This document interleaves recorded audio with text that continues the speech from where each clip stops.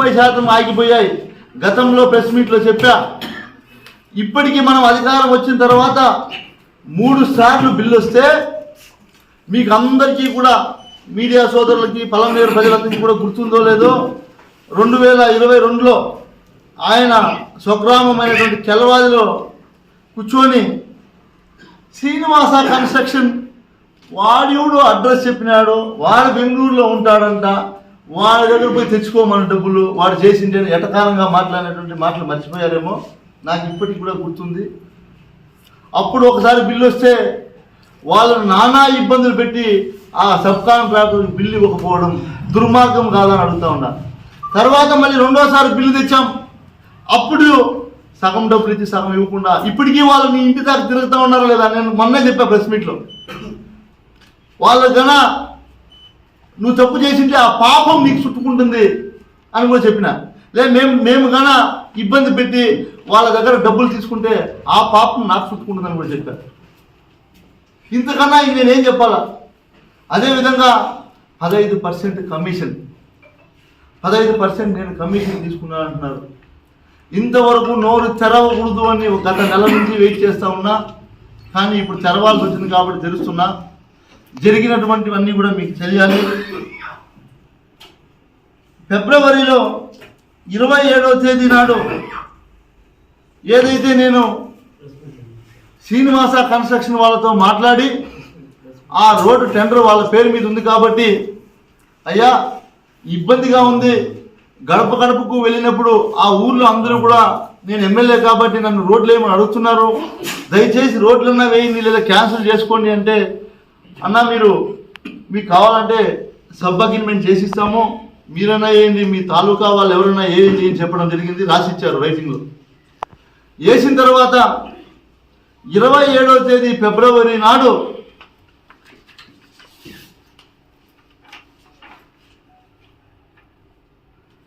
అక్షరాల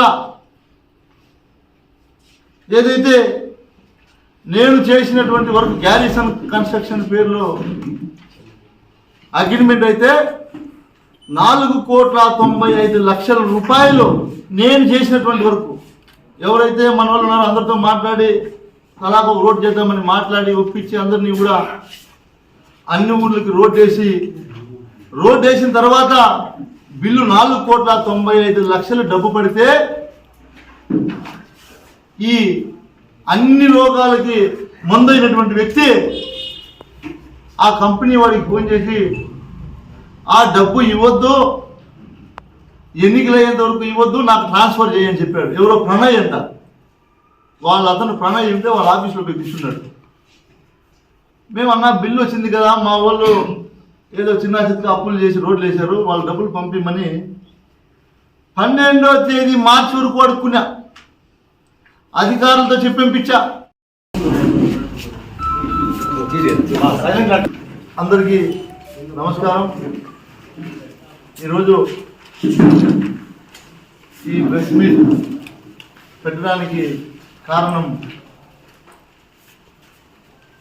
ఏదైతే నిన్నటి దినాన 2 శాశ్వత మాజీలు, అంటే ఇక వాళ్ళు శాశ్వతంగా మాజీగానే ఉంటారు కాబట్టి, ఒక మాజీ ముఖ్యమంత్రి, ఒక మాజీ మంత్రి పలమనేరులో ప్రజాకలం అనే పేరుతో నిర్వహించినటువంటి సభలో ప్రసంగించినటువంటి మాటల గురించి, ఏదైతే వాళ్ళు ఆరోపణలు చేశారో స్థానికంగా ఉండే మాజీ మంత్రివర్యులు కావచ్చు, మాజీ ముఖ్యమంత్రి కావచ్చు,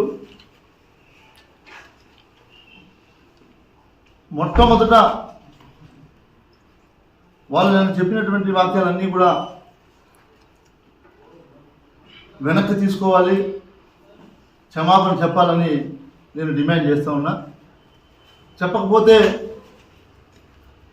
ఏం చేస్తానో కూడా నేను ఇప్పుడు చెప్తా.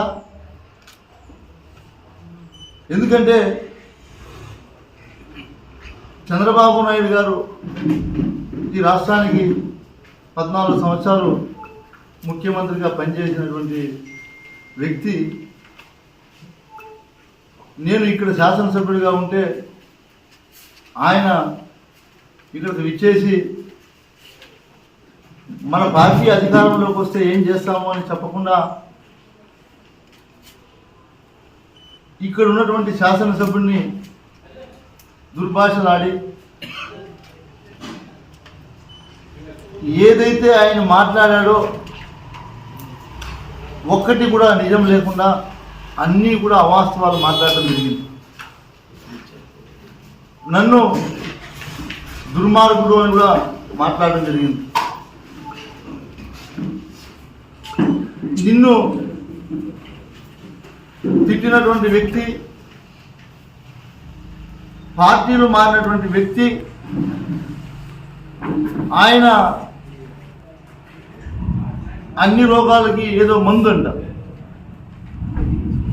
అన్ని రోగాలకి మందు అయితే మన కరోనాకి ఆయనే వాడుకోవాల్సిందే.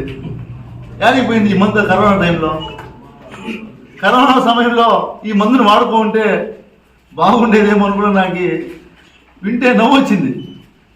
నువ్వు భయపడి హైదరాబాద్లో దాక్కున్నావు, ఈయనేమో బెంగళూరులో దాక్కున్నాడు.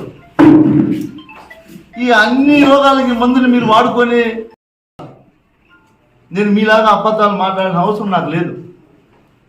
నిరూపించగలిగితే మీరు ఏం చెప్తే, ప్రజలు ఏం చెప్తే దానికి నేను వింటా. అదేవిధంగా మీరందరూ కూడా గమనించాల్సింది, ఇలాంటి ఎమ్మెల్యే ఉంటే ముస్లిం మైనార్టీలకు సంబంధించినటువంటి ఒక అమ్మాయి మిస్బా చనిపోయింది. మనందరికీ కూడా చాలా బాధాకరమైనటువంటి విషయం. మనం అందరం కూడా వాళ్ళ ఇంటికి వెళ్ళాం. దాన్ని కూడా రాజకీయం చేసి మాట్లాడారు. మిస్బా మరణానికి మా పార్టీకి ఏమాత్రం సంబంధం ఉంది అని నిరూపించినా కూడా మీరు చెప్పిన మేము తల ఇస్తాం. ప్రజలు మీరు గమనించండి, ఆయన మాట్లాడినటువంటి మాటలు ఏదైతే మాట్లాడాడో, ఆయన మాట్లాడిన ప్రతి మాట కూడా అబద్ధమే ఉంది. ఒక్క నిజం కూడా నేను మాట్లాడలేదు. మరీ ముఖ్యంగా ముస్లింలని మీ ఇండ్లు దోచేస్తాడు, స్పెసిఫిక్గా మాట్లాడాడు. మసీదుల్ని కబ్జా చేస్తాడు అని. ఈ పెద్ద మనిషి 2019 ఎన్నికలప్పుడు మీకు అందరికీ కూడా గుర్తుందో లేదో, ఈ పెద్ద మనిషి 2019 ఎన్నికల్లో మాట్లాడినటువంటి మాటలు మీరు వినాలా.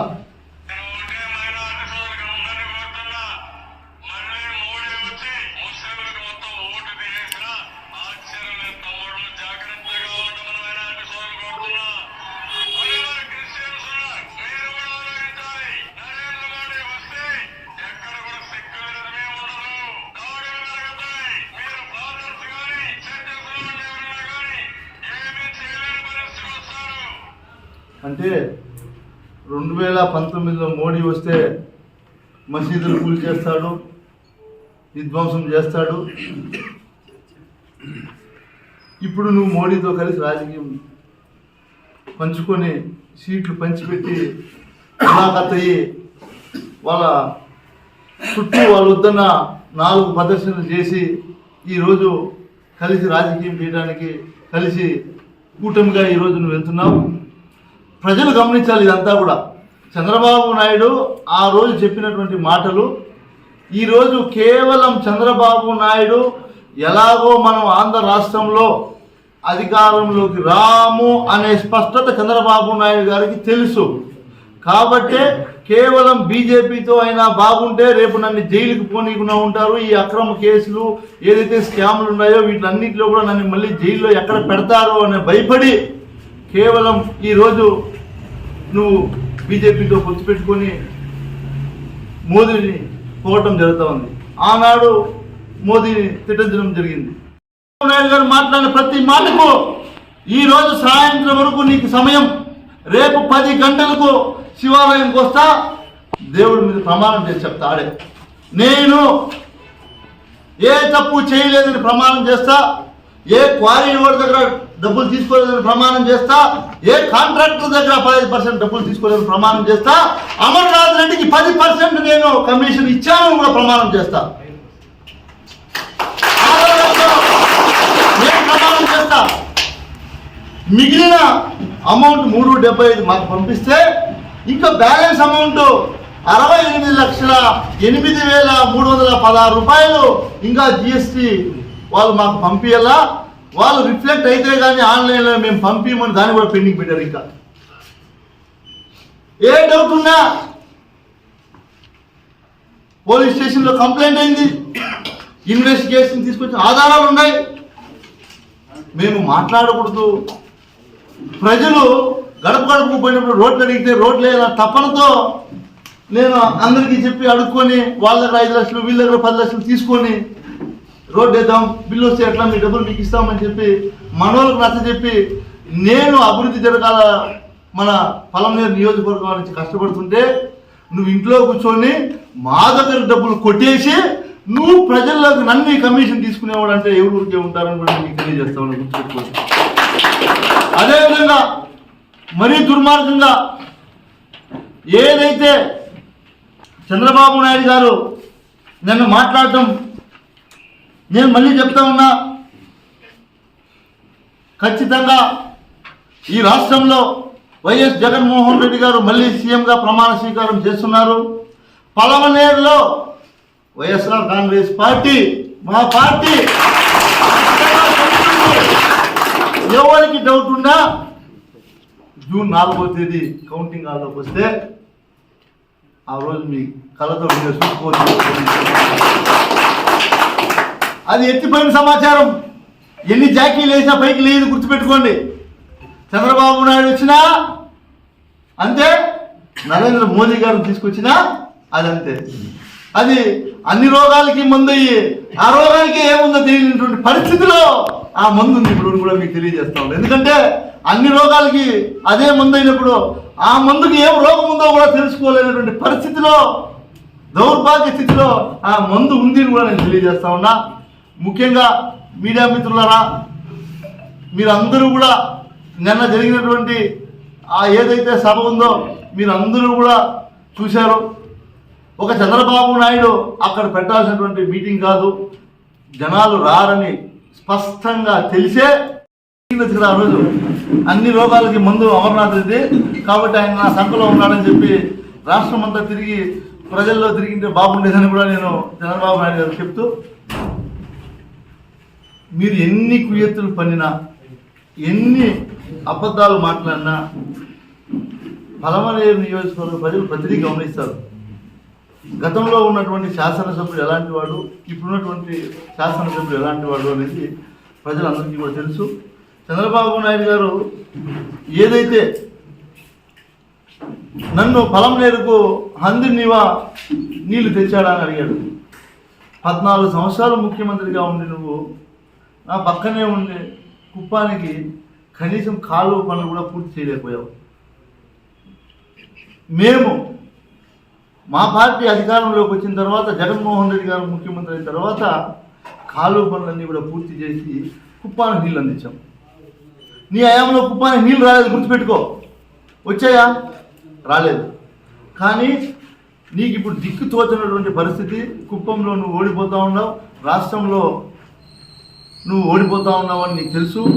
కాబట్టి నువ్వు ఇక్కడ వచ్చి ఈ నియోజకవర్గంలో ఎన్ని జాకీలు పెట్టి లేపినా నీ పార్టీకి స్పందన ఉండదు.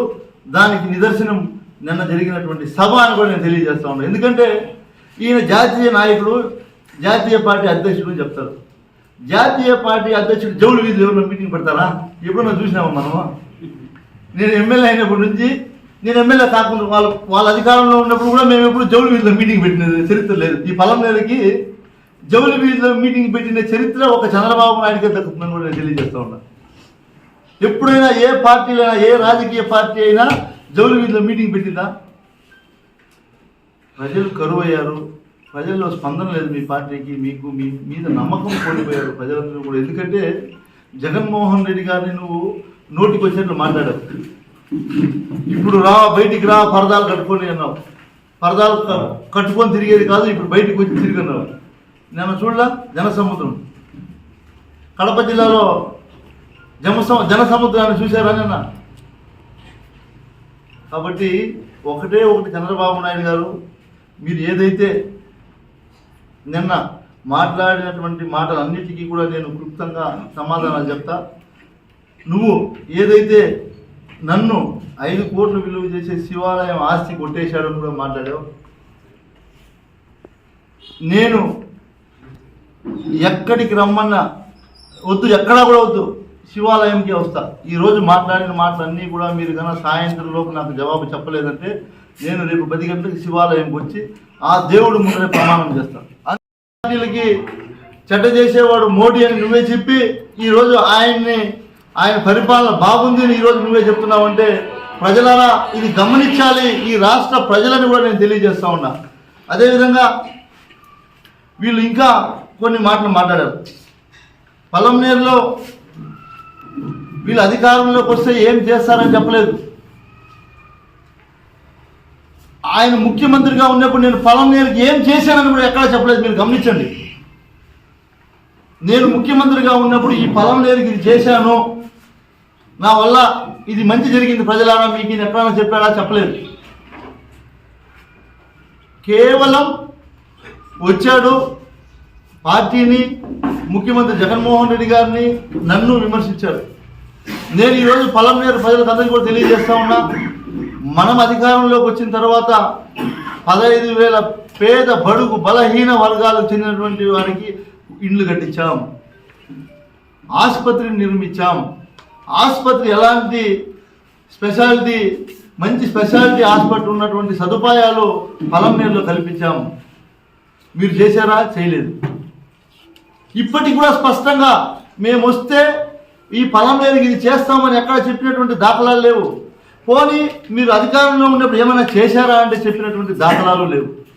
కేవలం విమర్శించడం, దూషించడం, వాళ్ళ పార్టీని పొగట్టడం, ఆయన్ని అక్కడ ఉన్నటువంటి అభ్యర్థిని ఎవరైతే ఉన్నారో మన 2009లో అక్కడ గెలిచి 2014లో ఇక్కడికి వచ్చి 2014లో ఇక్కడ గెలిచి మళ్ళీ అక్కడికి పోయి అంటే చంద్రబాబు నాయుడిని తిట్టాడు, తిట్టినప్పుడు తిట్టించుకున్నాడు. అలాంటి వాళ్ళని ఈరోజు మళ్ళీ పొగిడి అమర్నాథ్ రెడ్డికి ఓటేయమని నువ్వు అడుగుతున్నావు. అర్హత ఉందా మీ పార్టీకి? మీరు సమాధానం చెప్పాలా? ఇవన్నీ ఏమీ చేయకుండా నా మీద మీరు మాట్లాడినటువంటి మాటలు,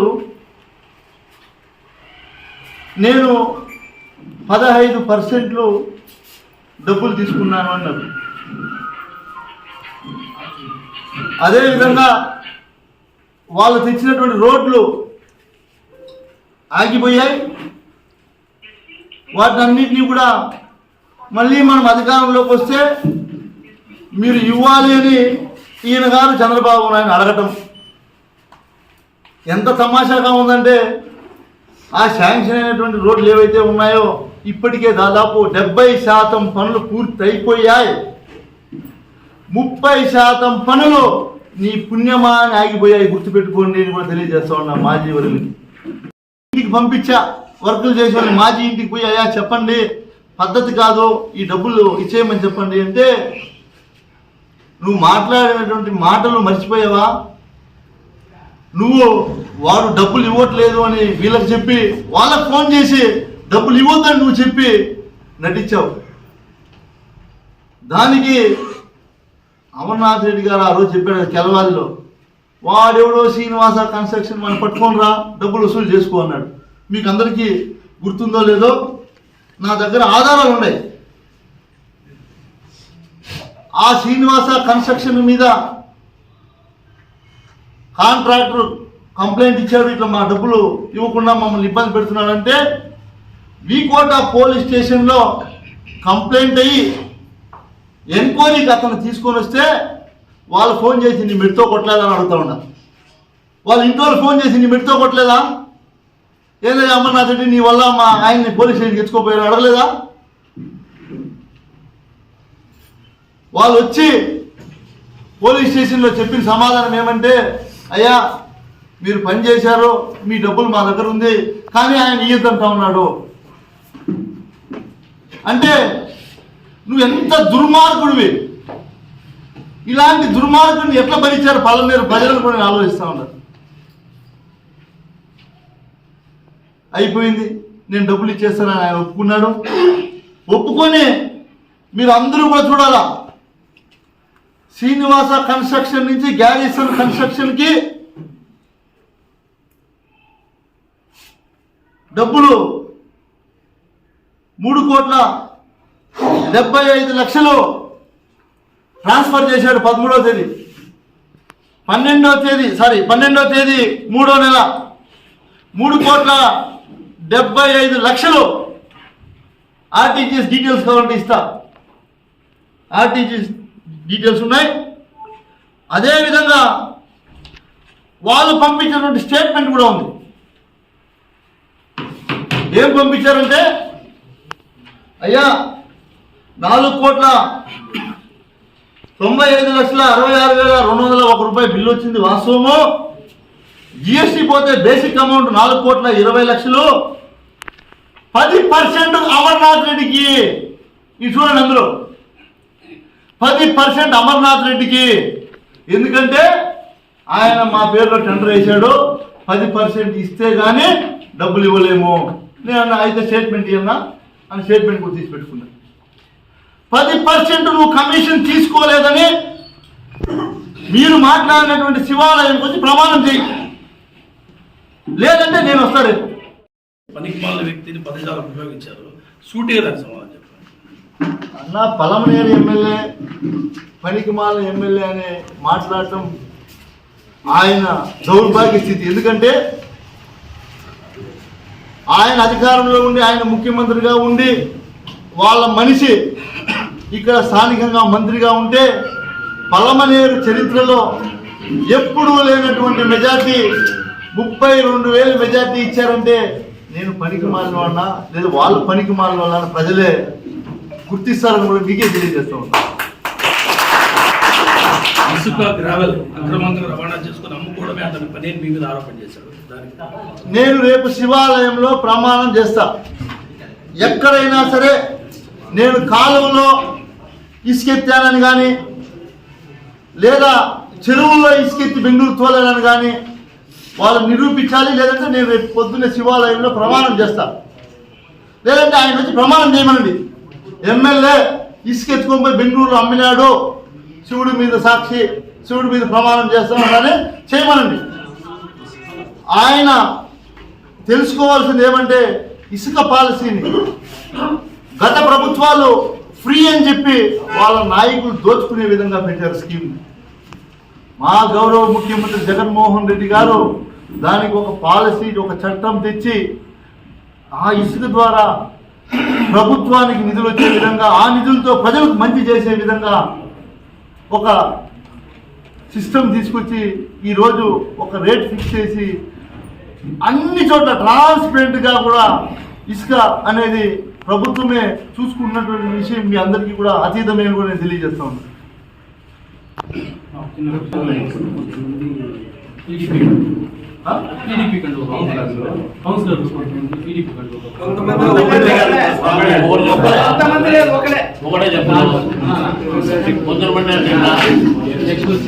కొన్ని చోట్ల వచ్చింది